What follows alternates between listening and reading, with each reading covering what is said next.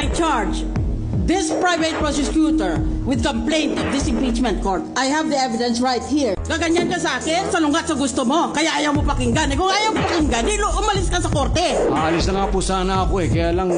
Granted! I'm curious, you cannot control your temper?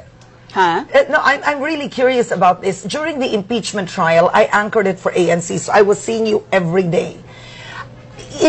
Are you the kind of person you cannot control your temper at all? I can if I want to. If you want to. Yeah. But if you don't want to, I don't. it explodes. Of course.